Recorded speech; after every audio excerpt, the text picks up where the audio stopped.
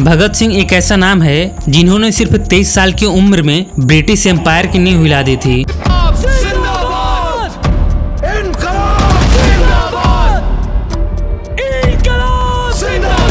और अपनी सत्ता बचाए रखने के लिए ब्रिटिश हुकूमत ने इस 23 साल के लड़के को रात के अंधेरे में फांसी पर चढ़ा दिया था। लेकिन क्या आपको पता है, भगत सिंह को फांसी पर चढ़ाने के बाद अंग्रेजों ने उनके शरीर के साथ ऐसी क्रूरता की थी कि जानकर आपका खून खौल उठेगा। और हैरानी इस बात पर भी होगी कि अब हमारे देश को आजाद हुए 79 साल हो गए हैं, लेकिन आज तक हमारे देश में इस बारे में कोई बात नहीं कर रहा।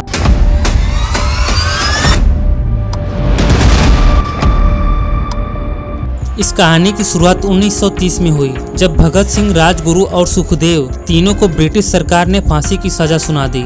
भगत सिंह उस समय तक पूरे देश के दिलों में इस कदर बस चुके थे कि उनकी पॉपुलैरिटी उस वक्त में महात्मा गांधी से भी ज्यादा थी। और बस यही डर अंग्रेजों को सता रहा था कि अगर भगत सिंह की फांसी का ऐलान हुआ तो पूरा देश जल उठेगा। लाहौर जेल के बाहर धीरे धीरे भीड़ इकट्ठा होनी शुरू हो गई थी और आक्रोश इतना था कि जेल पर कभी भी हमला हो सकता था। और इसी डर की वजह से अपने ही कोर्ट के फैसले के खिलाफ जाकर अंग्रेजों ने तय तारीख 24 मार्च से ठीक एक दिन पहले यानी 23 तारीख को सूरज ढलने के बाद फांसी पर लटका दिया, वो भी बिना किसी कानूनी प्रक्रिया की। और इसके बाद जो हुआ वो और भी ज्यादा क्रूर था। फांसी के बाद ना तो कोई शव यात्रा हुई, ना ही उन्हें शमशान ले जाया गया। अंग्रेजों ने डर के मारे भगत सिंह, राजगुरु और सुखदेव तीनों के शरीर को काटकर बोरों में भरा और जेल के पीछे की दीवार तोड़कर चोरी छिपे बाहर ले जाया गया। तीनों क्रांतिकारियों के शवों को जल्दीबाजी में सतलुज नदी के किनारे ले जाकर थोड़ी बहुत लकड़ी इकट्ठा करके जला दिया गया, बिना किसी रीति रिवाज के। और रात के अंधेरे में जैसे किसी अपराध को छुपाया जा रहा हो।